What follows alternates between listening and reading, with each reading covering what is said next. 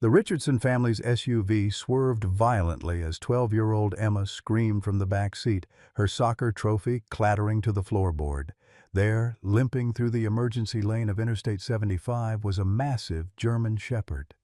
Blood matting his dark fur, intelligent brown eyes locked desperately onto theirs through the windshield. This wasn't just any stray dog. Sarah Richardson's breath caught in her throat, her veterinary training recognizing the animal's military bearing even through his obvious pain. David's knuckles whitened on the steering wheel as 18-wheelers thundered past at 80 miles per hour, their wind gusts nearly knocking the injured dog into traffic. Emma pressed her face against the window, tears streaming down her cheeks as she watched the shepherd's methodical, determined gait, the walk of a soldier who refused to quit even when dying. "Dad, we have to stop," she pleaded, her voice breaking with the kind of desperation that changes everything. But none of them knew that saving this dog would soon force them to confront a devastating truth about loyalty, sacrifice, and the unbearable cost of survival.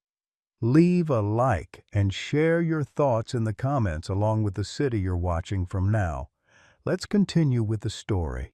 The Richardson family had always believed in second chances, though they'd never imagined they'd need so many themselves.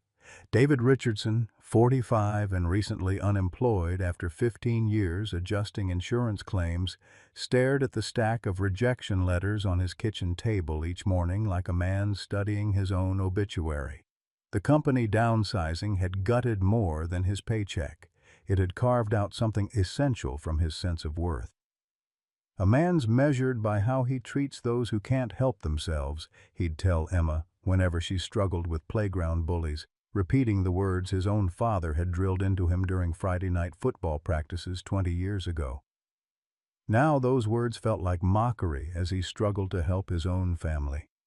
Sarah Richardson understood the weight of broken dreams better than most.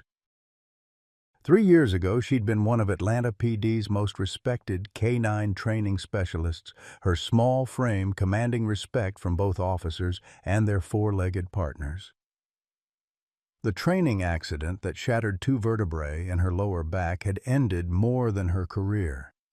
It had stolen her confidence, leaving her with chronic pain and the bitter knowledge that the dogs she'd trained were still out there saving lives while she filed paperwork at a suburban veterinary clinic. "I spent my life training dogs to save people," she'd whispered to David during one of her darker moments. "Maybe it's time one saved me." Their daughter Emma, 12 years old with her mother's determination and her father's stubborn loyalty, carried wisdom that seemed borrowed from someone much older. Soccer consumed her afternoons, honor roll dominated her evenings, but animals filled the spaces between. She'd rescued 3 stray cats, nursed a baby bird back to health, and once spent her entire allowance on dog food for the county shelter. "Dogs don't lie to you," she'd explained to her skeptical father when he questioned her devotion. "They show you who they really are." 20 minutes away, in the modest ranch house where she'd raised David, Dorothy "Dot" Richardson maintained the routines that had sustained her through 75 years of joy and heartbreak. Vietnam had taken her husband Frank to cancer 15 years after the war officially ended. Her morning coffee was still brewed for 2, her evening news still discussed with an empty chair. Her prayers still included a man whose purple heart gathered dust on the mantelpiece. "Back in my day, we didn't abandon family, 2 legs or 4, she'd declare whenever David suggested she consider assisted living. What she didn't say, what she couldn't tell her son, was that she'd already buried 1 child too. Officer Jake Martinez had been her firstborn, the son who'd kept his father's name and her heart when a bomb meant for someone else had stolen him from a world that needed more heroes. The Richardson family was fracturing under the weight of unemployment, medical bills, and dreams deferred. Emma's college fund dwindled monthly. Sarah's pain medication costs climbed. David's pride crumbled with each unanswered job application. They needed a miracle. though none of them would have expected it to arrive injured and limping down Interstate 75. The October afternoon sun beat down mercilessly on Interstate 75 as David Richardson pulled their dusty Honda Pilot onto the narrow shoulder, emergency flashers painting the asphalt in urgent amber pulses. Behind them, traffic roared past at 75 miles per hour, each passing vehicle creating wind gusts that rocked their SUV and sent debris spiraling across the highway like mechanical tumbleweeds. "Stay in the car," David commanded, his voice carrying the authority he'd once used to settle unruly insurance claimants. But his hands trembled as he reached for the door handle, betraying the fear that gripped him. 20 feet ahead, the German Shepherd had collapsed in the emergency lane, his massive frame heaving with exhaustion, dark eyes still fixed on their vehicle with an intensity that seemed almost human.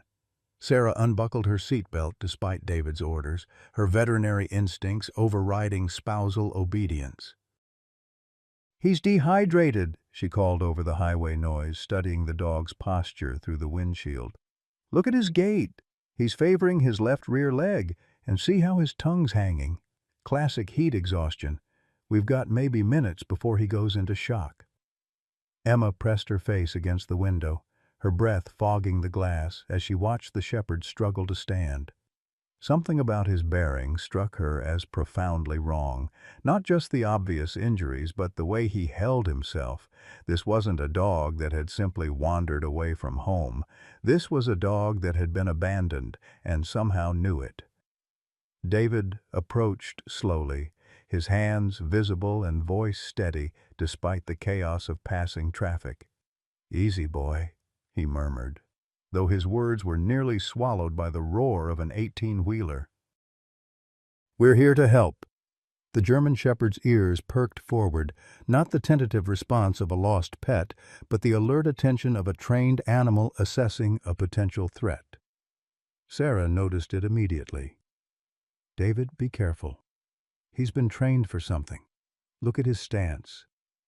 As David knelt 3 feet away, extending his hand palm up for the dog to smell, the shepherd's behavior became even more puzzling. Instead of cowering or showing aggression, he rose unsteadily to his feet and took 2 deliberate steps forward, sitting precisely 18 inches from David's outstretched hand. It was a textbook demonstration of controlled approach, the kind of discipline that took months to instill. "Good boy," David whispered, allowing the dog to thoroughly investigate his scent before gently stroking the animal's neck. Beneath matted fur, he felt the ridge of what could only be a collar, though no collar was visible. "Sarah, he's got marks around his neck." Recent ones. The shepherd's response to human touch was immediate and heartbreaking. He leaned into David's hand with desperate gratitude, a low whine escaping his throat. Not pain, but something deeper. Relief, perhaps. Or recognition that his ordeal might finally be ending. Getting the 90-pound dog into their SUV required 20 minutes of patient coaxing and careful lifting. The shepherd cooperated completely, as if understanding that these strangers represented his only chance for survival. Once inside, he immediately positioned himself on the floor behind Emma's seat, his head resting against her knee with profound trust. "He's choosing you," Sarah observed, watching her daughter's face transform as she gently stroked the dog's ears. "Dogs like this don't trust easily. He sees something in you." Emma's eyes filled with tears as she felt the animal's breathing gradually slow from panicked panting to normal rhythm. "What's your name?" she whispered to him. "What happened to you?" The drive to Sarah's veterinary clinic took 15 minutes through Saturday afternoon traffic, during which the dog never moved from his protective position near Emma. Sarah called ahead to Dr. Patricia Valdez, her colleague who specialized in emergency medicine. "Pat, I'm bringing in a German Shepherd, approximately 4 to 5 years old. Severe dehydration, possible abandonment case. Can you meet us there?" Dr. Valdez was waiting in the clinic parking lot when they arrived, her graying hair pulled back in a practical ponytail, latex gloves already in place. "Bring him straight to exam room 2, she directed, studying the dog's condition as David carefully lifted him from the car. "Sarah," his muscle tone suggests recent training, "this isn't a typical stray." The examination revealed a story written in scars and conditioning. The shepherd was approximately 30 pounds underweight, his paw pads worn raw from extensive walking on asphalt, but his teeth were professionally cleaned and his nails had been recently trimmed. Most tellingly, when Dr. Valdez ran a handheld scanner over his neck, it beeped immediately. "Microchip," she announced, reading the display. "Registered to AmazingPets, Atlanta Police Department K-9 Unit." She frowned at the screen. "But there's something odd here. The registration shows this dog as Justice, not whatever name you've been using." Sarah felt a chill that had nothing to do with the clinic's air conditioning. "Atlanta PD? Pat, run that scanner again." The second reading confirmed it. Justice, badge K9347, registered handler, Officer J. Martinez, secondary contact, Marcus Webb. But when Dr. Valdez called the police department number listed in the database, she was transferred 3 times before reaching a desk sergeant who delivered troubling news. "Officer Martinez was killed in the line of duty 8 months ago," the sergeant explained. "His K-9 partner was reassigned to Officer Webb, but Webb was terminated 6 months ago. We haven't had contact with that dog since then." Emma, who had been listening intently despite her parents' attempts to shield her from the conversation, looked down at the German shepherd resting peacefully on the examination table. "Justice," she said softly, and the dog's ears immediately perked up. "Your name is Justice." The dog's response was immediate and profound. He raised his head, tail wagging once, and fixed his intelligent brown eyes on Emma's face. For the first time since they'd found him, he looked hopeful. Dr. Valdez completed her examination with growing concern. "He's been on his own for weeks, maybe months. But here's what's puzzling. He shows signs of recent trauma that aren't related to being a stray. Look at this." She pointed to a small scar on Justice's shoulder. "This is from a minor surgical procedure, probably within the last year. And these marks on his legs, they're consistent with blast injuries." David and Sarah exchanged glances. They'd rescued what they thought was an abandoned pet. But Justice was clearly something much more complex. A police K-9 with a deceased handler managed by a fired officer, carrying physical evidence of violence that predated his abandonment. As they prepared to take Justice home for the night, Emma made a decision that would change everything. She pulled out her phone and began typing. "Found this amazing German shepherd abandoned on I-75. His name is Justice, and he's a police K-9 whose partner died. Can anyone help us find out what happened to him? Justice the K-9, rescue dog, Atlanta PD." She posted the message to Instagram, TikTok, and Facebook before her parents could stop her. Within 6 hours, the post had been shared 847 times. The discovery that would change everything began with Emma's viral Instagram post reaching 2,847 shares by Tuesday morning. Her simple caption, "Meet Justice, the abandoned German shepherd we rescued from I-75. He might be a police dog looking for his family," had struck a nerve with Atlanta's law enforcement community. Within hours, her direct messages were flooded with responses from current and former police officers who recognized something familiar in Justice's intelligent bearing and distinctive markings. The first significant lead came from Officer Rebecca Torres of the Atlanta Police Department's K-9 unit, who contacted Sarah directly after seeing Emma's post. "That dog looks exactly like Justice Officer Martinez's partner," she told Sarah over the phone, her voice carrying a mixture of excitement and confusion. "But that's impossible. Martinez died 8 months ago and his K-9 was reassigned to Marcus Webb." "We assumed Webb was still caring for him." Sarah felt her veterinary instincts sharpen as she processed this information. What happened to Officer Martinez? And why would Marcus Webb abandon his partner's dog? Officer Torres's response sent chills through Sarah's professional composure. Jake Martinez was killed investigating a suspected drug operation, car bomb. His canine partner was injured but survived. Webb was supposed to take over his care, but she paused, clearly uncomfortable. Webb had some issues after the incident. PTSD, drinking, missed assignments. He was terminated 6 months ago, and we lost contact with the dog. That evening, the Richardson family gathered in their living room for what David grimly called a family meeting about Justice's future.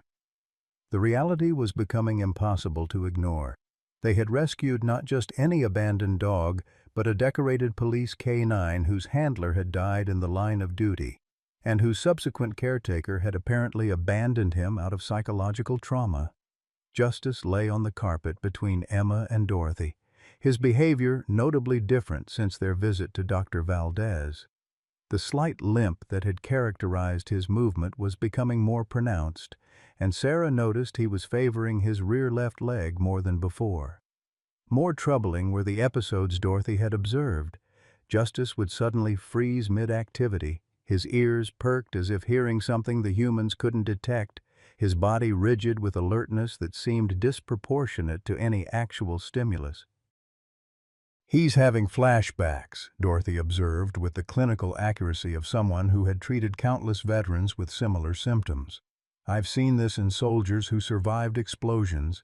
The trauma gets buried so deep that any sudden noise, any unexpected movement, brings it all back." Emma documented these episodes on her phone, creating a video diary that was becoming increasingly popular with her followers. Her latest post, showing Justice's reaction to a police siren 3 blocks away, had been viewed over 15,000 times.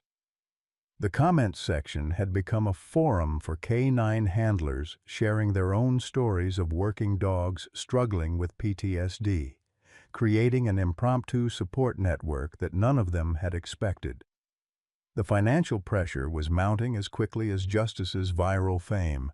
Dr. Valdez had recommended a consultation with a veterinary neurologist after observing what she described as subtle but concerning changes in Justice's mobility and behavior. The specialist appointment would cost $1,200, with additional testing potentially reaching $3,000. David's unemployment benefits were scheduled to end in 5 weeks, and Sarah's part-time income was already stretched to cover Emma's school expenses and their mounting household bills. "We need to be realistic," David told his family during their evening discussion. "I want to help Justice as much as anyone, but we can't bankrupt ourselves for a dog we've known for 2 weeks. Maybe the best thing would be to contact Atlanta PD and see if they can take responsibility for his care." Emma's reaction was immediate and fierce. "He's not just a dog, Dad. He's a veteran. He served his country, and his partner died protecting people. You always say we don't abandon family, and Justice is family now." The debate was interrupted by Justice himself, who rose from the carpet and walked deliberately to the front door, where he sat in perfect heel position, the formal presentation stance Sarah recognized from her canine training days. His message was unmistakable. Someone was approaching the house. The knock came 30 seconds later, soft but persistent. Through the peephole, David saw a man in his early 30s, thin and nervous-looking, wearing civilian clothes but carrying himself with the residual posture of law enforcement. When David opened the door, the stranger's first words confirmed their suspicions. "My name is Marcus Webb. I'm here about Justice." Justice's reaction to hearing Marcus's voice was complex and heartbreaking. He approached the door with obvious recognition, his tail wagging tentatively, but his body language showed confusion and what could only be described as hurt. This was someone he knew and trusted, but who had inexplicably disappeared from his life.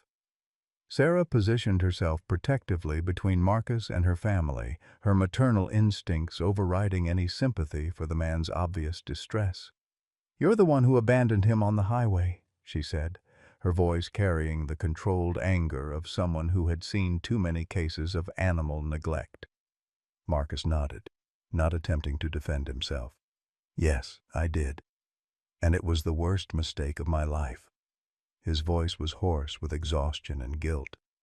"I've been watching your house, making sure he was okay. I saw the social media posts, the vet visits, everything you've done for him. You've given him something I couldn't." "Which was what, exactly?" Emma asked, appearing behind her mother with the direct, challenging stare that had made her such an effective advocate. "Love without guilt," Marcus replied simply. "Every time I looked at Justice, all I could see was Jake dying. I couldn't separate the dog from the trauma, couldn't give him the care he deserved when I was barely functioning myself." Dorothy emerged from the kitchen, her military nurse training allowing her to assess Marcus's condition with professional accuracy. What she saw was a man suffering from severe, untreated PTSD, the kind of psychological injury she had encountered countless times in her decades of caring for wounded veterans. "Come inside," she said with quiet authority. "You look like you haven't eaten in weeks, and Justice deserves to understand why you left him. Sometimes healing can't happen until everyone tells the truth." The conversation that followed would reveal secrets that none of them were prepared to hear, and would force the Richardson family to confront questions about loyalty, trauma, and the true cost of survival that would test everything they thought they knew about love and family. The second week after Justice's rescue began with a discovery that would haunt the Richardson family for months to come. Emma woke to find Justice standing rigid in her bedroom doorway at precisely 3:17 a.m., his ears erect and focused on something she couldn't see. When she whispered his name, he turned to her with eyes that seemed to hold decades of sorrow, then methodically began collecting her stuffed animals and hiding them under her bed. "It's like he's trying to protect them," she told her parents the next morning, watching Justice perform the same ritual with David's work shoes and Sarah's reading glasses. "Or maybe he's saving them for someone who isn't coming back." Sarah recognized the behavior immediately from her canine training days. It's called resource guarding, but not in the typical sense. Police dogs are trained to secure evidence and protect valuable items. Justice is trying to keep your things safe for you. Her voice caught slightly. "It means he's lost someone important before." The mysterious watchers Emma had noticed became more frequent and obvious. A black Ford Crown Victoria, unmistakably a former police cruiser, appeared across the street every few days, always occupied by a lone figure who seemed to be studying their house. Justice's reaction to these visits was complex. Alert, but not aggressive. Protective, but somehow sad, as if he recognized the vehicle but couldn't understand why its occupant wouldn't approach. David's unemployment benefits were scheduled to end in 6 weeks, adding a crushing timeline to their already mounting financial pressure.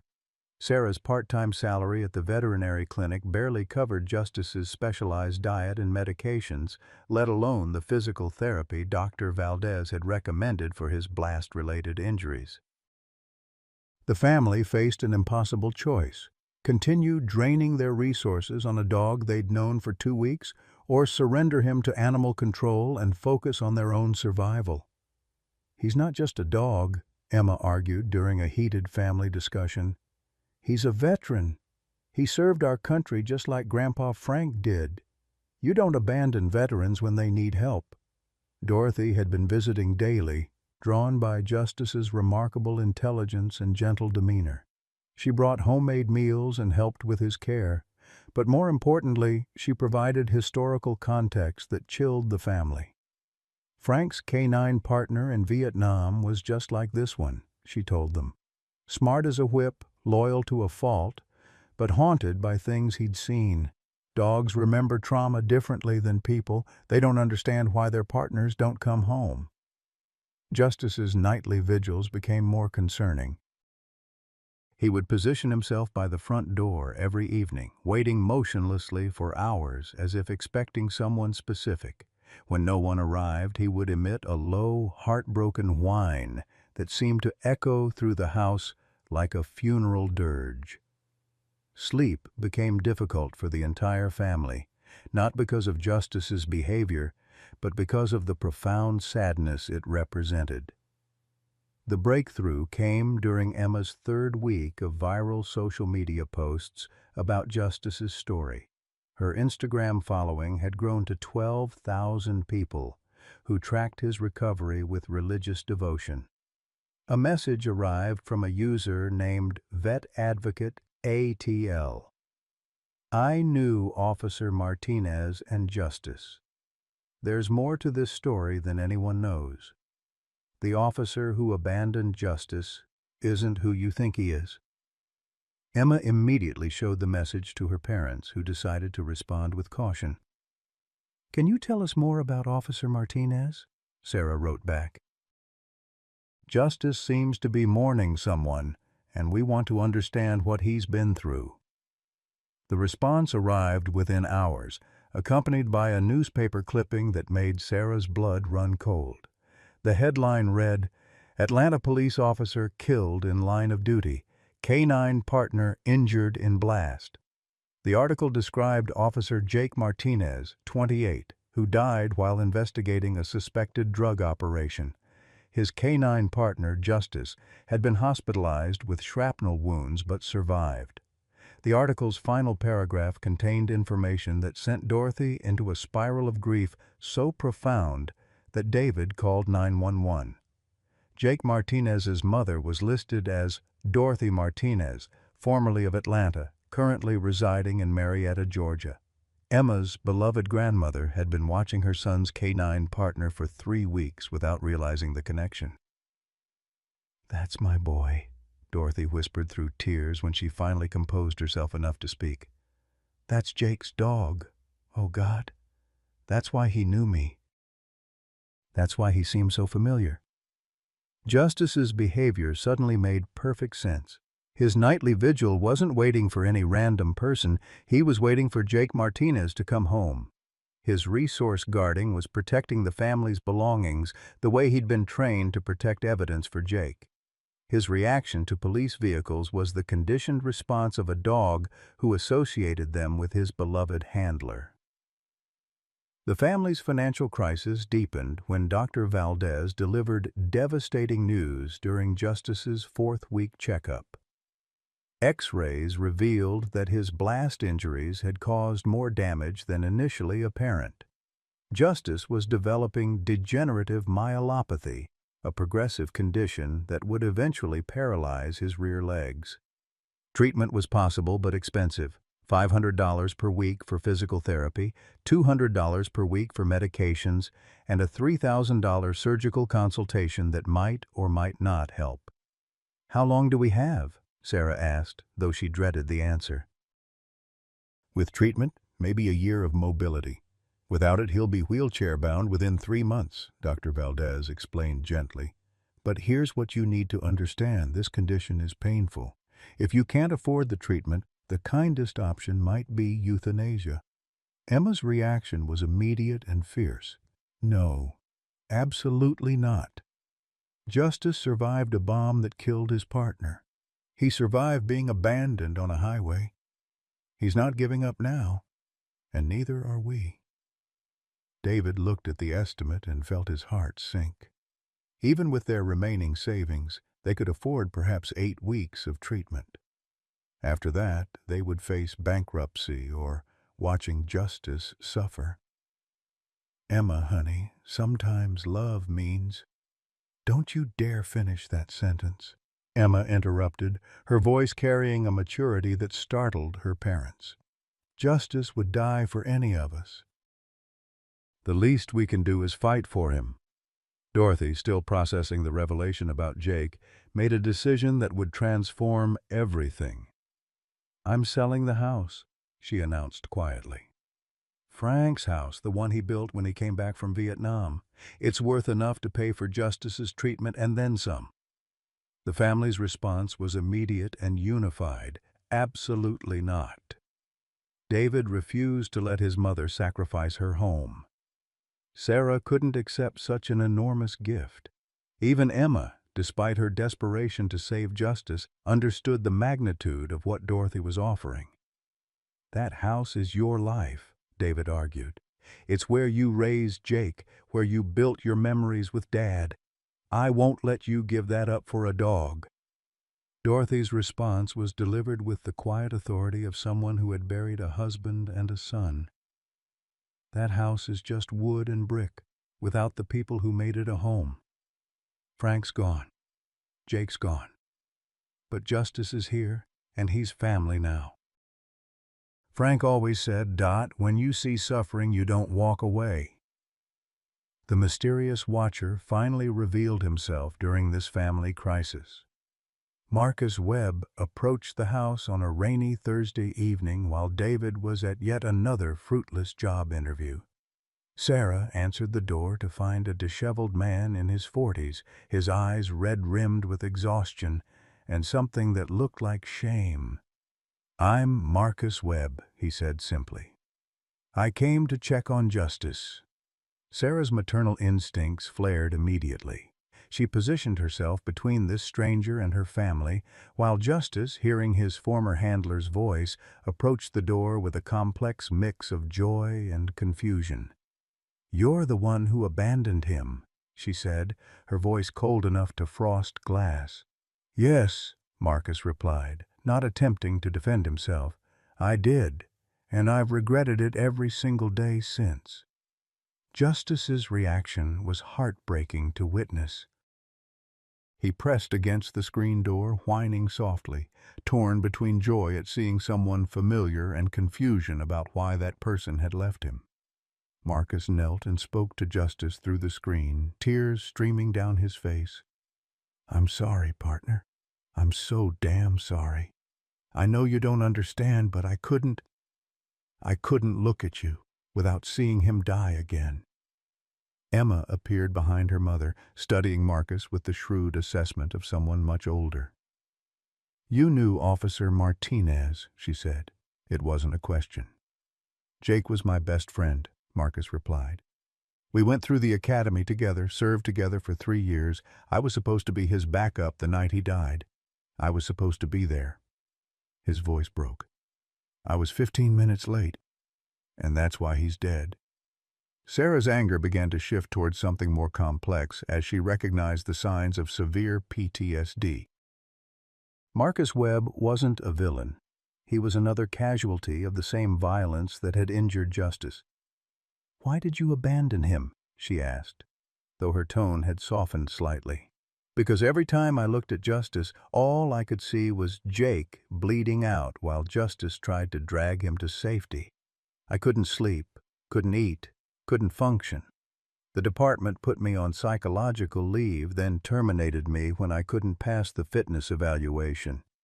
Marcus looked directly at Justice, who was still pressed against the door. "I thought if I left him somewhere, someone better than me would find him, someone who could give him what he deserved." "So you chose a highway?" Emma's voice was sharp with accusation. "I chose wrong," Marcus admitted. "I was drunk, I was desperate, and I made the worst decision of my life. But I've been watching, making sure he was okay. I needed to know that somebody loved him." Dorothy's voice came from behind them, quiet, but carrying the weight of absolute authority. "You're Jake's partner." Marcus turned, recognizing something in her voice. "Yes, ma'am. You're his mother.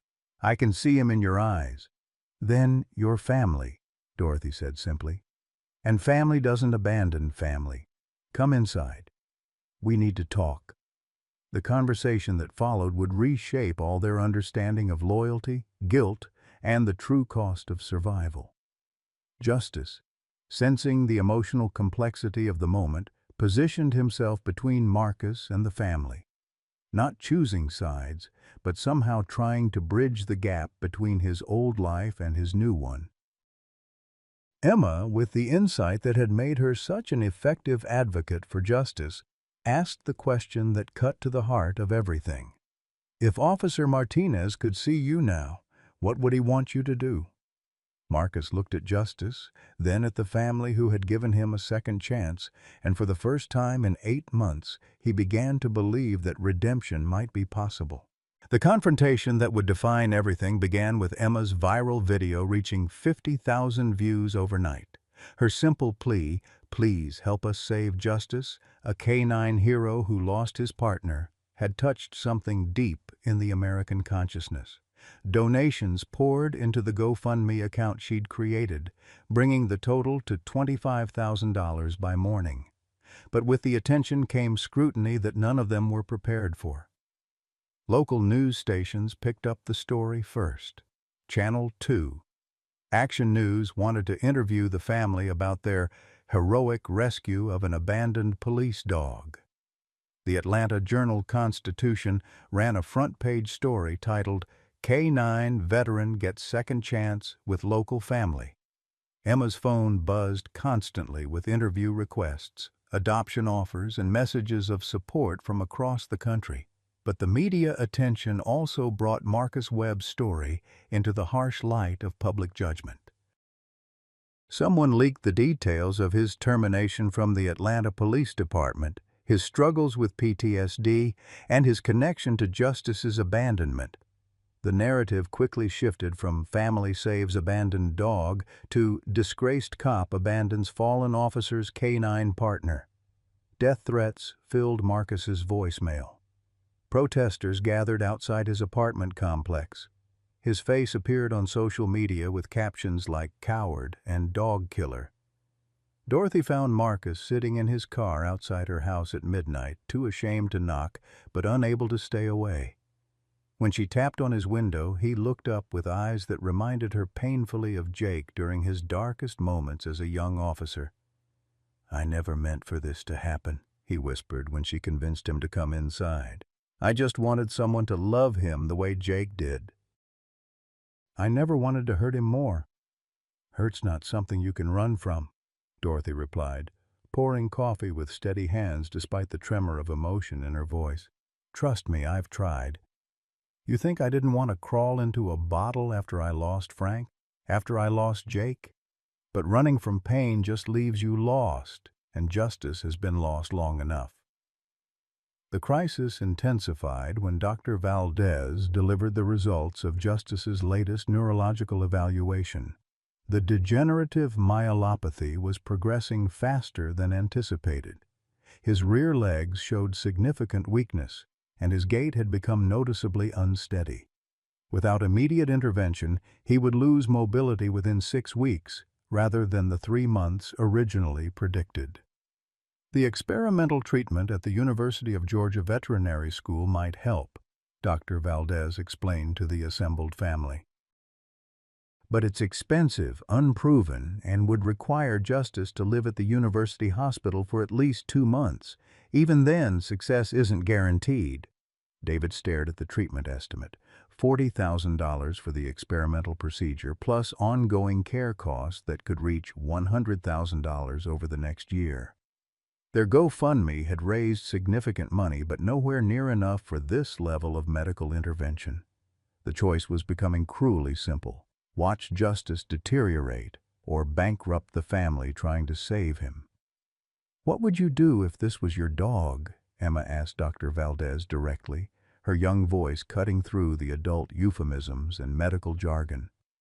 Dr. Valdez paused, clearly struggling with professional ethics and personal emotion. "Honestly, if this was my dog and I had unlimited resources, I'd try everything. But if I was a family with limited means and other responsibilities," she looked at Emma with profound sadness, "I'd make sure he had the most loving end possible." Emma's response shattered the clinical atmosphere of the veterinary office. "He's not dying!" she screamed, tears streaming down her face. "Justice survived a bomb. He survived being abandoned. He's not giving up, and we're not giving up on him." The family's crisis deepened when David received news that would force an impossible choice. After months of unemployment, he'd finally received a job offer, but it required relocating to Charlotte, North Carolina, within 3 weeks. The position offered excellent salary and benefits, enough to rebuild their financial stability and secure Emma's college future. But moving would mean leaving Justice's medical team, abandoning the experimental treatment program, and starting over in a state with no support network. "Take the job," Sarah said quietly that evening, though the words seemed to physically pain her. "We can't sacrifice Emma's entire future for one dog, no matter how much we love him." "Don't you dare make this about me," Emma replied fiercely. "I'd rather work my way through community college than abandon Justice when he needs us most. What kind of person does that make me?" The weight of the decision was crushing David. His family's financial security hung in the balance, his daughter's education was at stake, and Justice's life depended on resources they simply didn't have. The American dream demanded practical choices, but love demanded something far more costly. Dorothy had been conspicuously quiet during these family discussions, but her silence masked intense activity. Without telling anyone, she'd been liquidating her life savings, converting Frank's veteran benefits and Jake's death benefits into a fund that could sustain Justice's treatment. More importantly, she'd been making phone calls to veterans organizations, police departments, and canine advocacy groups across the Southeast. The breakthrough came when Marcus Webb, despite the public vilification he was enduring, made a decision that would change everything. He contacted the Atlanta Police Department's Public Affairs Division and volunteered to do a press conference about Justice's story, knowing it would expose him to even more criticism, but hoping it might generate the resources Justice needed. "I abandoned my partner's dog because I was a coward," he said directly into the news cameras, his voice steady despite the hostile crowd gathered outside the police station. Officer Jake Martinez died serving this community, and his canine partner Justice nearly died trying to save him. When Justice needed me most, I failed him. But this family, the Richardsons, they've shown him the love and loyalty he deserved from the beginning. If you want to honor Jake Martinez's memory, help them save Justice." The response was immediate and overwhelming. Police departments from across Georgia pledged financial support. Veterans organizations offered assistance. The experimental treatment program at UGA announced they would accept Justice as a scholarship recipient, covering 75% of the costs. Most importantly, Emma's viral advocacy had caught the attention of a national animal welfare foundation that specialized in supporting retired working dogs. But the most significant development came from an unexpected source. Emma's original video had been shared by a retired Marine Corps dog handler whose own canine partner had died in Afghanistan. Colonel Patricia "Pat" Williams, returning, reached out personally, offering to establish a permanent foundation in Jake Martinez's name specifically to support injured or abandoned police and military dogs. "What your family has done for Justice represents the best of American values," Colonel Williams told them during a video call that Emma live-streamed to her growing social media following. "Service, sacrifice, and loyalty shouldn't end when the uniform comes off. We're going to make sure Justice gets every chance to recover, and we're going to make sure other canine veterans get the same support." The foundation announcement triggered another wave of donations, but more importantly, it brought together a network of veterinary specialists, animal behaviorists, and rehabilitation experts who had been waiting for exactly this kind of coordinated effort. Justice would become their flagship case, demonstrating what was possible when communities rallied around their four-legged veterans. Emma's role evolved from desperate pet owner to national advocate almost overnight. News programs featured her articulate explanations of canine veteran issues. Her social media posts about Justice's daily progress were shared by celebrities and politicians. She testified before the Georgia State Legislature about the need for better support systems for retired working dogs, her 12-year-old voice carrying the authority of someone who had lived through real crisis. David's job dilemma resolved itself when the story's national attention led to multiple local offers. Atlanta-based companies wanted to associate themselves with the family that had captured America's heart. He accepted a position with a security firm that specialized in K-9 training, allowing him to combine his insurance background with skills he was learning through Justice's rehabilitation. Sarah found herself consulting with the experimental treatment team, her K-9 training experience proving invaluable in Justice's therapy protocols. For the first time since her injury, she felt professionally valued and intellectually challenged. The chronic pain that had dominated her life seemed less significant when focused on helping Justice overcome his own physical limitations. But perhaps the most profound transformation occurred in the relationship between Marcus Webb and the Richardson family. Dorothy's insistence that he was family had created space for healing that surprised everyone. Marcus began volunteering at the veterinary clinic, using his K-9 handling experience to help other dogs with behavioral issues stemming from trauma. His willingness to face public criticism while advocating for justice had earned him a kind of redemption that years of therapy couldn't provide. Justice himself seemed to sense the shifting dynamics around him. His nightly vigils at the front door became shorter, replaced by content evenings spent with the family. His resource-guarding behavior evolved into a more positive protectiveness. He still collected important items, but now he brought them to family members rather than hiding them away.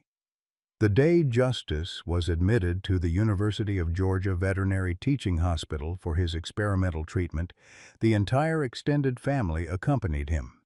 Dorothy brought a photo of Jake Martinez. Marcus carried Justice's favorite toy. Emma live-streamed the admission process, allowing thousands of followers to share in the moment. "This isn't goodbye," Emma told Justice as he was led away by the medical team. "This is the beginning of your comeback story." But none of them could have predicted the devastating revelation that would emerge during Justice's first week of treatment, a discovery that would force them to confront the true cost of survival and the complex nature of loyalty in ways they never imagined. The call came at 2:47 a.m. on Justice's fifth day at the University of Georgia Veterinary Hospital. Sarah answered on the first ring, her heart already racing before she heard Dr. Rebecca Martinez's grave voice on the other end. The irony of the doctor sharing a surname with Justice's fallen handler was not lost on anyone, but tonight it felt like a cruel twist of fate. "Mrs. Richardson, I need you and your family to come to the hospital immediately," Dr. Martinez said, her professional composure barely masking what sounded like distress. "We've discovered something during Justice's neurological workup that changes everything we thought we knew about his condition." The drive to Athens took 90 minutes through pre-dawn darkness, with David pushing the speed limit while Sarah made increasingly frantic calls to Dorothy and Marcus. Emma sat in the back seat clutching her phone, live updating Justice's followers despite her parents' protests. Her video from the car, filmed through tears, would later be viewed over 1 million times. "Something's wrong," she whispered to the camera. "They won't tell us what, but the doctor sounded scared. Justice has been through so much already. We can't lose him now." At the veterinary hospital, Dr. Martinez met them in a conference room rather than Justice's treatment area, a detail that immediately set Sarah's professional instincts on high alert. The doctor's expression was a complex mixture of medical curiosity and profound sadness as she spread X-rays and MRI images across the table like evidence in a murder trial. "Justice's degenerative myelopathy isn't genetic," she began without preamble. "It's traumatic. These scans show extensive spinal damage consistent with blast injuries, but there's something else." She pointed to a series of images that meant nothing to the family but everything to her medical eye. "He has multiple foreign objects embedded in his spinal column, shrapnel fragments that have been there for months, slowly causing progressive nerve damage." Marcus Webb, who had arrived separately, went completely pale. That's not possible. Justice was cleared by the department veterinarian after the blast. He had a clean bill of health. Someone missed this, Dr. Martinez replied firmly, or chose not to see it. These fragments are clearly visible on any competent scan. The progressive paralysis isn't a degenerative disease. It's metal slowly severing his spinal cord, millimeter by millimeter. The room fell silent as the implications sank in. Justice's suffering wasn't natural deterioration, but the slow-motion continuation of the bomb blast that had killed Jake Martinez. Every day since the incident, microscopic pieces of the explosion had been working their way deeper into his nervous system, creating a timeline of agony that no one had recognized. Dorothy's voice cut through the silence with surgical precision. Are you telling me that my son's dog has been slowly dying from that bomb for 8 months, and nobody knew? Worse, Dr. Martinez continued, her medical training forcing her to deliver the complete truth. The surgery to remove these fragments should have been performed immediately after the blast. Every day of delay has made the procedure exponentially more dangerous. At this point, attempting removal could cause immediate paralysis or death. Emma's strangled sob filled the room. So we can't help him? After everything we've been through? After all the money people donated? We just have to watch him die? There's an experimental microsurgery technique, Dr. Martinez explained carefully. It's never been attempted on a case this advanced, and the success rate would be perhaps 20%. But without intervention, Justice will be completely paralyzed within 2 weeks and dead within 6 months. David found his voice, though it emerged as barely more than a whisper. What are you recommending? Dr. Martinez looked at each family member before answering. Medically, the kindest option would be euthanasia before he loses more function. Personally, if this was my dog, I'd probably try the surgery, knowing it would likely kill him, but hoping for a miracle. Marcus Webb stood abruptly, his chair clattering against the wall. This is my fault. All of it. If I hadn't abandoned him, if I'd stayed involved in his care, someone would have caught this earlier. The blame doesn't matter now, Dorothy said with the authority of someone who had spent decades managing crisis in military hospitals. What matters is what we do next. The family's debate was interrupted by Dr. Martinez's assistant, who entered with an update that defied belief. Dr. Justice has escaped from his kennel. We found the door open and his IV line carefully disconnected. Security is searching the building, but she paused, clearly struggling with the impossibility of what she was about to say. The night staff swears they saw him walking normally, not limping, not dragging his legs, walking. They found Justice in the hospital's memorial garden, a small courtyard dedicated to animals who had died in the service of science and medicine. He was sitting perfectly still beneath a bronze statue of a German shepherd, his posture alert and dignified despite the fact that he should have been barely able to stand. Emma approached him slowly, recognizing something different in his demeanor. Justice, how did you get out here? Justice turned to her with eyes that seemed to hold an impossible clarity. He allowed her to pet him, even leaned into her touch, but his attention kept returning to the memorial statue. When Sarah examined his IV insertion site, she found it had been removed with surgical precision, not torn out in panic, but carefully disconnected as if by someone with medical training. This doesn't make sense, Dr. Martinez muttered, running her hands along Justice's spine. According to our scans, he shouldn't be able to walk this well. The nerve damage should be causing significant mobility issues. Marcus knelt beside Justice and spoke in the calm, authoritative tone he'd once used on patrol. What are you trying to tell us, partner? Justice's response was unlike anything they'd witnessed before. He stood, walked deliberately to the memorial statue and sat in a perfect heel position, the formal presentation stance used by canine units during ceremonies.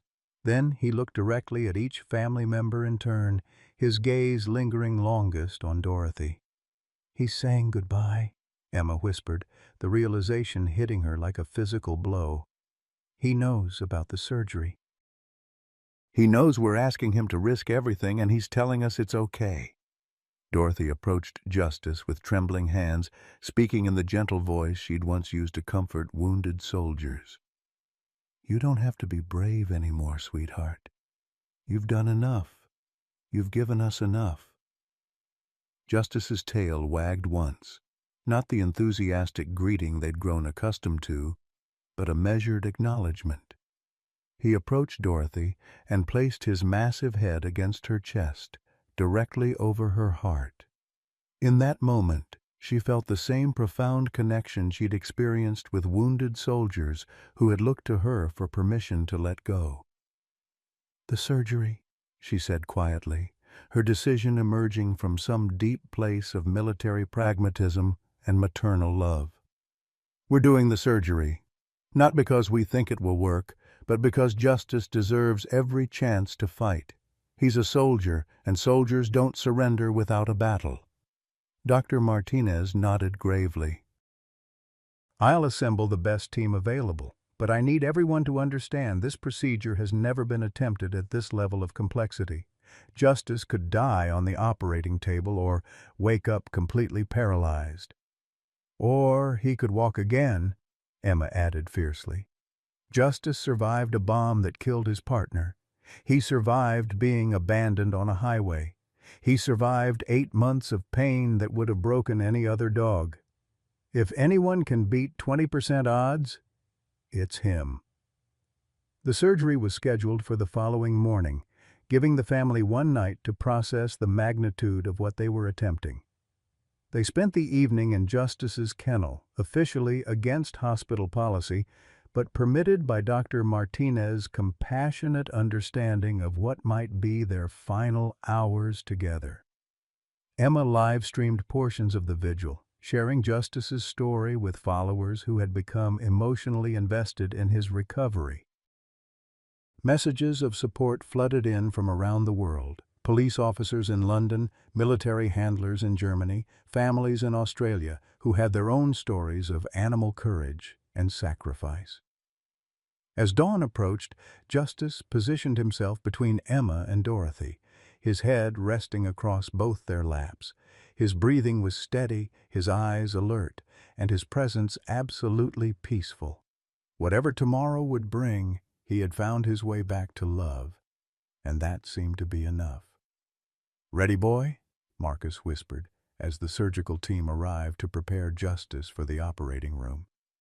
Justice stood, shook himself once, and walked with dignity toward what might be his final battle. The surgery lasted 7 hours and 14 minutes. The Richardson family maintained their vigil in the waiting room alongside Marcus Webb, who had refused to leave despite the continued media attention surrounding his presence. Emma documented every hour on social media, her exhausted face becoming the symbol of unwavering hope for thousands of followers worldwide. By hour 5, #JusticeStrong was trending nationally on Twitter. Dr. Martinez emerged from the operating room at 3:47 p.m., her surgical scrubs stained with blood and her face etched with exhaustion. The family rose as one, reading her expression for any hint of the outcome. What they saw was something unexpected, not the defeated look of failure, nor the relieved smile of success, but profound bewilderment. "Justice is alive," she began, causing Emma to collapse back into her chair with relief. "But what we found during surgery—" She paused, clearly struggling with how to explain something that challenged her medical understanding. The shrapnel fragments weren't just embedded randomly. They formed a pattern around his spinal cord that should have killed him months ago. It's as if his body adapted, creating new neural pathways around the damage. Sarah leaned forward, her veterinary training helping her process the technical implications. "Are you saying he taught himself to walk again around the injuries?" "I'm saying Justice's nervous system did something that veterinary science says is impossible," Dr. Martinez replied. We removed 17 pieces of metal from his spine, some embedded so deeply they required microsurgery to extract. By every medical principle I know, he should have been paralyzed the day of the bombing. Instead, he's been functioning at perhaps 60% capacity while carrying enough shrapnel to disable 3 dogs. Marcus Webb's hands trembled as he processed this information. So when I abandoned him on that highway, he was already carrying all this damage? He was in constant pain, and I just left him there?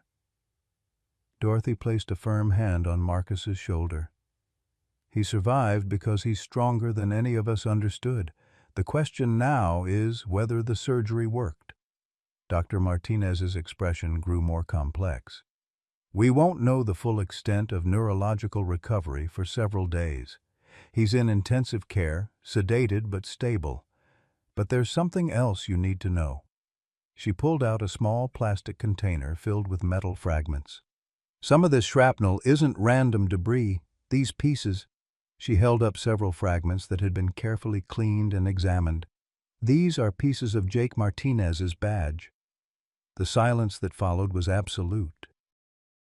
Emma stared at the container as if it held sacred relics, which in many ways it did. Justice had been carrying pieces of his fallen partner inside his own body for 8 months, the metal slowly poisoning him while serving as a permanent, hidden memorial to their bond. He was never just injured in that blast, Dorothy whispered, her voice carrying the weight of profound realization. He was carrying Jake with him all this time. The revelation recontextualized everything they thought they knew about Justice's behavior. His nightly vigils, his protective instincts, his resource guarding, all of it took on new meaning when viewed through the lens of a dog who had been literally carrying his partner's memory embedded in his nervous system. Emma's reaction was immediate and characteristically fierce. She pulled out her phone and began recording, her young voice steady, despite the tears streaming down her face. Justice didn't just survive a bomb that killed his partner, she told her audience. He's been carrying pieces of Officer Martinez's badge inside him for 8 months. He's been in pain every single day, but he never stopped protecting people because that's what Jake would have wanted. The video went viral within hours, shared by law enforcement agencies, veterans organizations, and animal welfare groups across the globe. Justice's story transcended the typical rescue narrative to become something larger, a testament to loyalty that defied medical explanation and challenged conventional understanding of the bond between human and animal partners. Recovery began slowly. Justice remained sedated for 48 hours while his body processed the trauma of surgery. When he finally woke, his first response was to look around the ICU kennel as if searching for someone specific. The medical staff had been briefed about his history, and Dr. Martinez made an unprecedented decision to allow the family extended visiting hours. Emma was the first person Justice saw when consciousness fully returned. His tail moved, not the vigorous wagging they remembered, but a weak acknowledgement that carried the weight of infinite gratitude. When she whispered his name, he tried to stand and managed to lift his head several inches before exhaustion claimed him again. The neurological responses are encouraging, Dr. Martinez explained to the gathered family. But we need to manage expectations.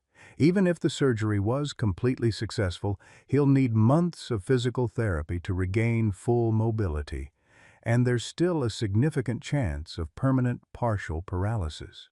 Marcus Webb had remained largely silent during Justice's recovery, consumed by guilt that seemed to deepen with each revelation about the dog's hidden suffering.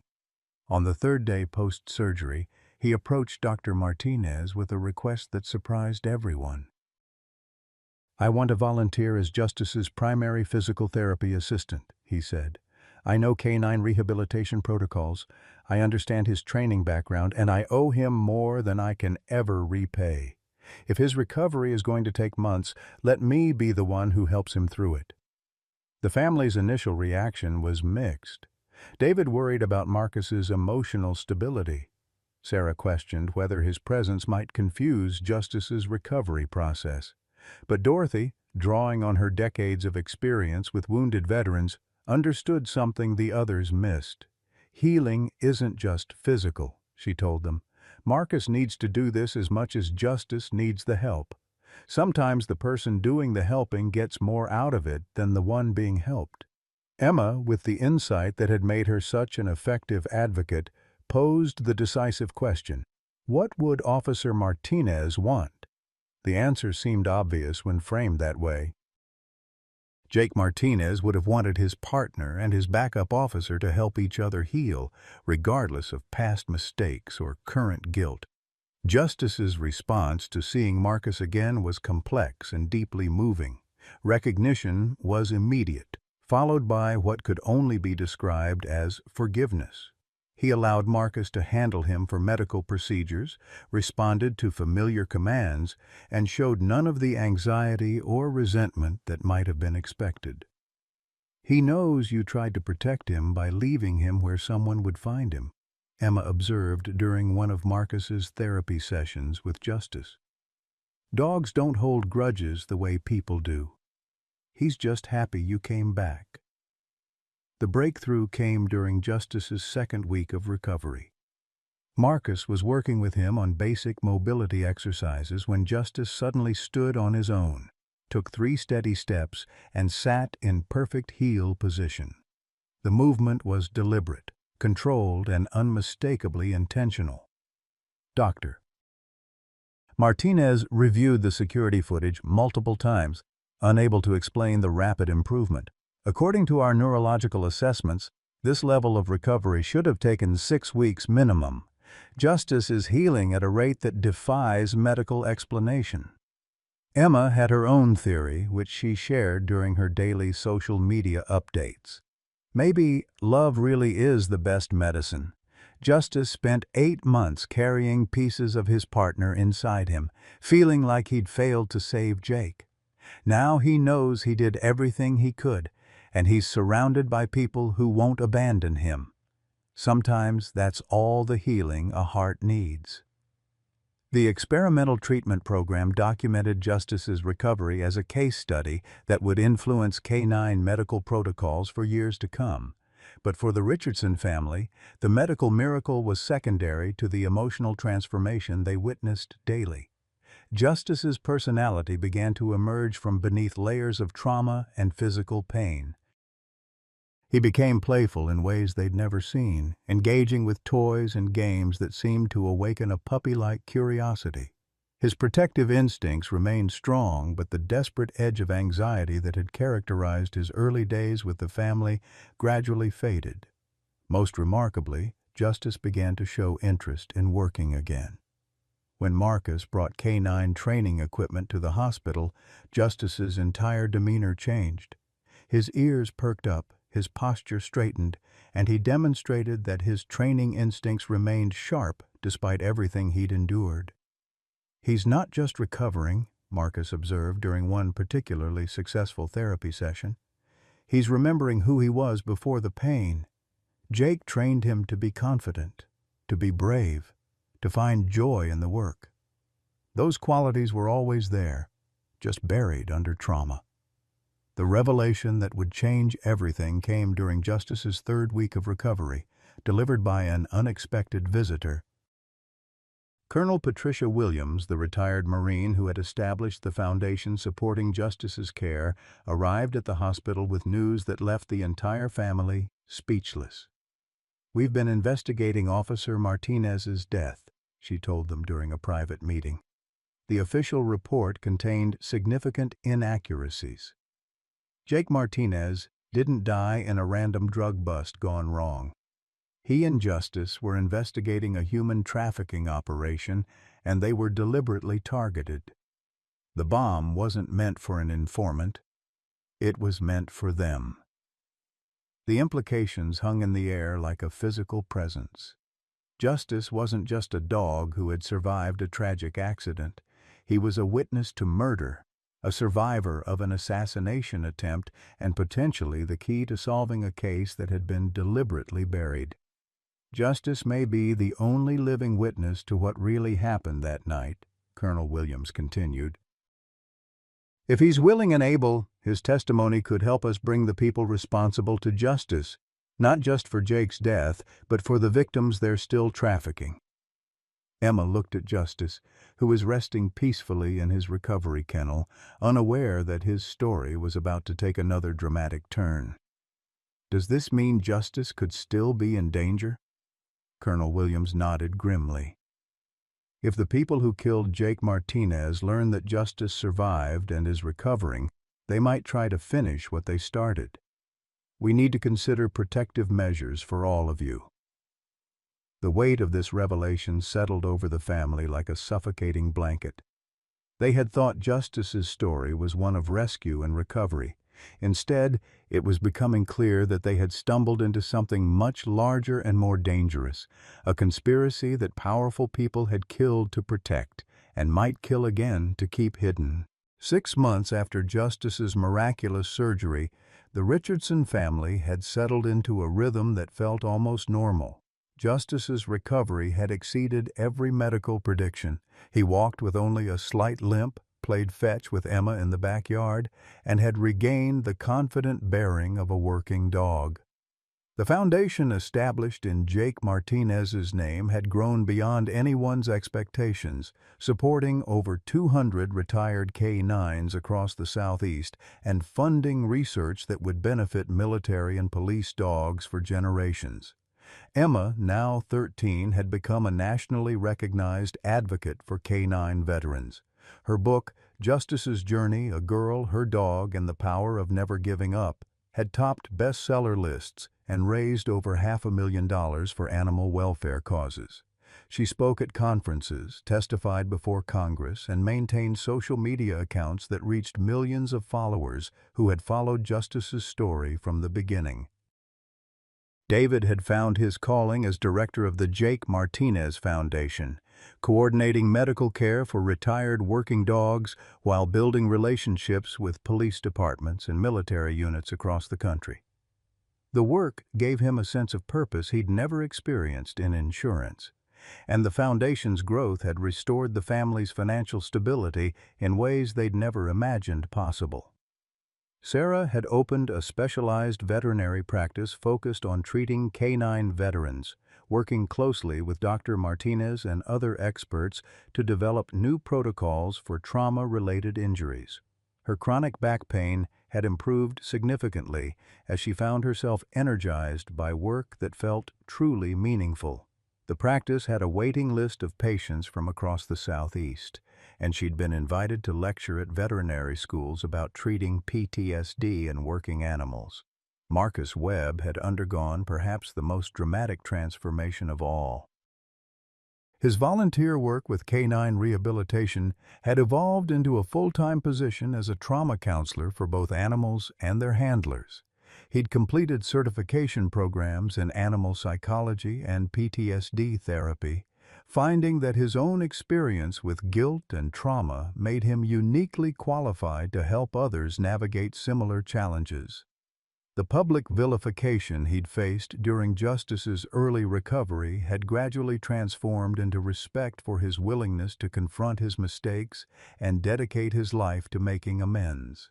Dorothy had become the heart of the Foundation's daily operations, converting her property into a sanctuary for retired K-9s that now housed 12 dogs and employed 6 full-time staff members. At 76, she had found a vitality and purpose that seemed to energize her beyond her years. She often said that Frank and Jake would be proud of what their sacrifices had ultimately created. But it was Justice himself who provided the most profound testimony to the power of healing and resilience. He had become a therapy dog for other K-9 veterans, somehow understanding which animals needed companionship and which needed space. His presence at the sanctuary had a calming effect that veterinary behaviorists couldn't explain but couldn't deny. Dogs who arrived traumatized and withdrawn seemed to draw strength from Justice's quiet confidence. The spring day that would mark their new beginning started like any other. Emma was live streaming Justice's morning routine to her followers when she noticed something unusual. Justice had positioned himself by the front door in his old vigilant stance, but instead of the anxiety that had once characterized this behavior, he seemed excited and expectant. "What is it, boy?" Emma asked, training her phone camera on Justice's alert posture. "Are you expecting someone?"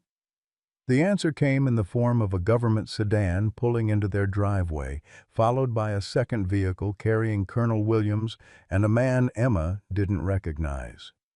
Justice's tail began wagging with an enthusiasm they hadn't seen since his recovery, and he whined softly, not in distress, but in anticipation. Colonel Williams approached the house with a manila folder and an expression that mixed professional seriousness with barely contained excitement. "We need to talk to the whole family," she said, "including Marcus. This is about the investigation into Jake Martinez's death." Within an hour, the extended family had gathered in Dorothy's living room, with Justice positioned protectively between Emma and the visitors. The man Colonel Williams had brought was introduced as Detective Ray Morrison from the FBI's Human Trafficking Task Force, and the gravity of his presence settled over the room like a storm front. "3 weeks ago, we arrested the leader of a trafficking ring that operated throughout the Southeast," Detective Morrison began. "During the investigation, we discovered that Officer Martinez had been closer to exposing their operation than anyone realized. His death wasn't collateral damage. It was a targeted assassination designed to stop his investigation." Marcus went pale, gripping the arms of his chair until his knuckles showed white. "Jake never told me he was investigating trafficking. I thought it was just a routine drug bust. He was working undercover for a federal task force," Detective Morrison continued. "Only his immediate supervisor knew about the trafficking connection. Jake was building a case that would have taken down a network responsible for trafficking over 300 victims in the past 5 years.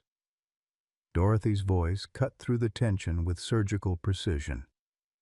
"Why are you telling us this now?" "Why does it matter?" Colonel Williams opened her manila folder and spread photographs across the coffee table. "Because we caught them, the entire network, from the street-level operators to the financial backers. And we caught them because Justice led us to them." Emma looked at Justice, who was sitting calmly despite the intensity of the conversation. "What do you mean he led you to them?" "Justice's behavior patterns during his recovery gave us crucial information," Detective Morrison explained. "His reactions to certain locations, his anxiety around specific types of vehicles, even his resource-guarding behavior, it all mapped to locations and methods used by the trafficking network. Your social media posts about his recovery actually provided intelligence that helped us identify key sites."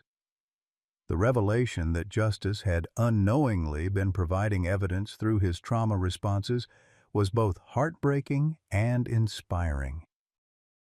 His survival instincts and conditioned reactions had ultimately helped bring his partner's killers to justice, even though he couldn't possibly understand the larger implications of his behavior. "There's more," Colonel Williams continued, her voice softening. "We found evidence that Jake Martinez's investigation had already identified 12 missing children.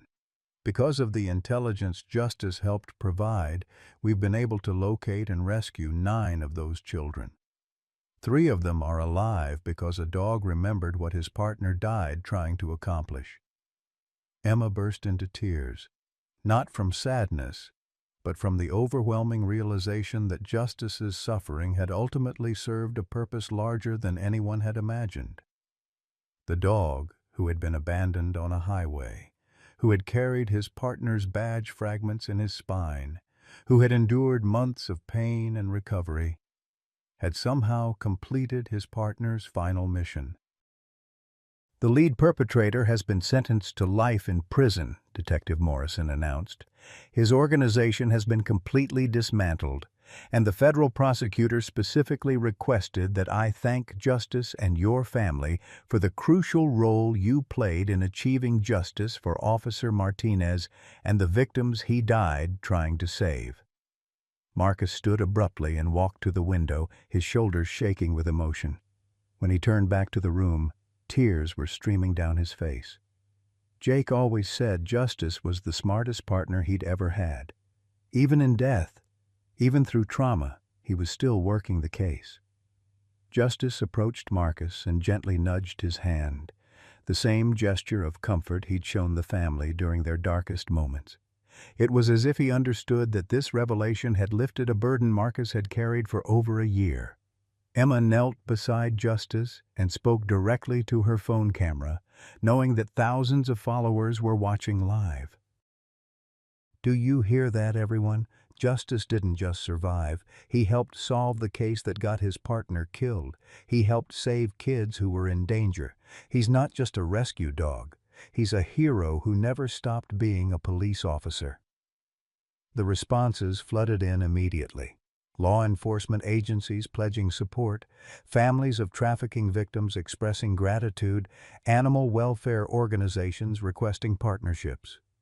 Justice's story had evolved from rescue narrative to symbol of hope and perseverance in the face of seemingly impossible odds. But perhaps the most meaningful response came from Dorothy, who knelt beside Justice and whispered words meant only for him. "Your boy Jake would be so proud. You finished the job, sweetheart. You can rest now." Justice's tail wagged once, and for the first time since his rescue, he lay down completely, not in exhaustion or defeat, but in the peaceful repose of a soldier whose mission was finally complete. The family that had rescued an abandoned dog from a highway had discovered that sometimes the ones we save end up saving us in return, and sometimes love and loyalty can accomplish things that seem impossible, even when carried forward by a heart that refuses to give up. To our beloved listeners who understand that life's greatest treasures often come disguised as challenges, Justice's story reminds us that sometimes the family we choose becomes more precious than the one we're born into. Like many of you who've weathered economic uncertainty, health scares, and the loss of loved ones, the Richardson family discovered that purpose often emerges from our darkest moments. Dorothy, at 75, found that her years of wisdom and Frank's military values weren't relics of the past. They were the foundation for building something beautiful from tragedy. When we think our most productive years are behind us, when society suggests we should step aside, Justice's story proves that experience, compassion, and the courage to act can create miracles. Your grandchildren need to see what unconditional love looks like. Your community needs your wisdom about loyalty and sacrifice. And somewhere out there, another Justice is waiting for someone with your heart to recognize that heroes come in all forms, sometimes with 4 legs, sometimes with silver hair, and hands that have already built one lifetime of memories but aren't finished creating new ones. What moment in your life taught you the most about unconditional love? Have you ever experienced a rescue that turned out to rescue you instead? Share your stories below. Your wisdom might be exactly what someone else needs to hear today. The Foundation's 1-year anniversary celebration took place on a perfect October morning at Dorothy's Sanctuary, now formally known as the Jake Martinez Memorial Canine Veterans Center. The transformation of her modest ranch property into a state-of-the-art rehabilitation facility had taken months of construction, but the result exceeded everyone's dreams. Spacious kennels designed for comfort rather than containment, a fully equipped veterinary clinic, physical therapy pools, and training areas where retired working dogs could maintain their skills while learning to simply be pets. Emma, now 13 and possessing a poise that impressed seasoned journalists, stood before a gathering of over 300 people as she prepared to dedicate the center's newest addition. a bronze statue of Justice and Jake Martinez positioned at the sanctuary's entrance. The sculpture, funded entirely by donations from her social media followers, depicted the K9 team at their finest moment, alert, confident, and eternally bonded in service to others. When we rescued Justice from Interstate 75, we thought we were saving one abandoned dog, Emma began, her voice carrying across the assembled crowd of veterans, police officers, families, and supporters who had followed their journey.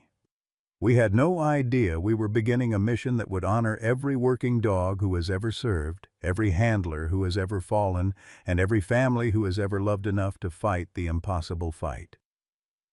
Justice sat beside the podium in full dress uniform, a custom-made vest bearing the patches of Jake Martinez's unit and the Jake Martinez Foundation logo. His bearing was dignified and alert, acknowledging the crowd's attention with the professional composure of a dog who understood the significance of ceremony. The slight limp that remained from his surgery only added to his distinguished appearance, a visible reminder of sacrifice transformed into strength. David Richardson had left his role with the Foundation's day-to-day operations to accept a position with the Department of Homeland Security, developing protocols for the care and retirement of federal working dogs. The expertise he'd gained through Justice's recovery had qualified him for work he'd never imagined possible, and his background in insurance claims had proven invaluable in creating comprehensive care packages for K9 veterans. Every dog we've helped through this program has taught us something new about resilience, he told the gathered audience. But Justice taught us the most important lesson. Healing isn't something that happens to you. It's something you choose to do, one day at a time, with the people who refuse to give up on you. Sarah's veterinary practice had expanded beyond her wildest expectations, now employing 4 other veterinarians and serving as a teaching hospital for aspiring canine specialists. Her research on trauma-related injuries in working dogs had been published in veterinary journals, and she'd been invited to lecture at universities across the country. The chronic pain that had once defined her existence had become manageable as she found herself energized by work that felt genuinely meaningful. The medical community told us Justice would never fully recover, she said during her portion of the ceremony. They were wrong, but not because we defied medical science. They were wrong because they underestimated the healing power of unconditional love and unwavering commitment. Justice didn't just survive his injuries. He transformed them into strength that now helps other animals heal. Marcus Webb's transformation remained the most dramatic testimony to the power of redemption. His work as a trauma counselor had earned recognition from law enforcement agencies across the Southeast, and his willingness to share his own story of failure and recovery had helped dozens of other handlers struggling with PTSD and survivor's guilt. He'd been invited to speak at police academies about the importance of mental health support for canine officers. I abandoned my partner's dog because I thought I was protecting him from my own weakness, Marcus told the crowd, his voice steady despite the weight of public confession. Justice taught me that protection isn't about avoiding pain. It's about walking through pain together, refusing to let anyone suffer alone. Every dog we help here represents a second chance not just for them, but for the humans who love them. Dorothy had become the sanctuary's spiritual center, her combination of military discipline and maternal warmth creating an environment where both animals and humans could heal. At 76, she worked longer hours than most people half her age, driven by a sense of purpose that seemed to energize her beyond normal physical limitations. Frank always said that service doesn't end when you take off the uniform, she reflected during the ceremony. Jake proved that service can continue even after death if the right people carry the mission forward. Justice proved that heroes come in all shapes and sizes, and sometimes the most important battles are fought not with weapons, but with love. The sanctuary now housed 18 retired canines from various agencies, each with their own story of service and transition. Some suffered from physical injuries, others from psychological trauma, but all benefited from the specialized care and attention that Justice's story had made possible. The facility had become a model for canine veteran care, with delegations from other states visiting to learn from their protocols. Colonel Williams, now serving as the Foundation's executive director, announced the expansion that would cement Justice's legacy.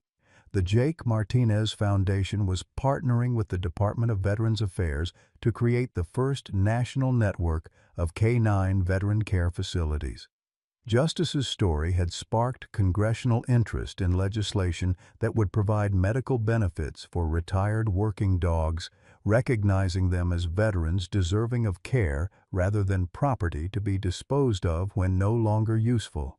One dog's survival has created a movement that will save thousands of others, Colonel Williams announced to enthusiastic applause. Justice didn't just overcome his own trauma, he became a symbol of hope for every working dog facing retirement, injury, or abandonment. The ceremony's highlight came when Emma unveiled a surprise addition to the memorial statue. Hidden within the bronze base was a time capsule containing letters from children across the country who had been inspired by Justice's story. Their messages, filled with drawings and heartfelt promises to never give up like Justice, would be opened in 25 years as a reminder of the impact one dog's courage had created. Justice taught me that being a hero isn't about being perfect or never getting hurt, Emma read from her own letter to the time capsule. Being a hero means getting back up after you fall, helping others who are hurting, and never forgetting that love is stronger than fear. When people open this capsule in 2048, I hope Justice's great-great-grandpuppies are still teaching kids like me what it means to be brave. As the formal ceremony concluded, Justice performed one final act that perfectly encapsulated his journey from abandoned survivor to beloved symbol.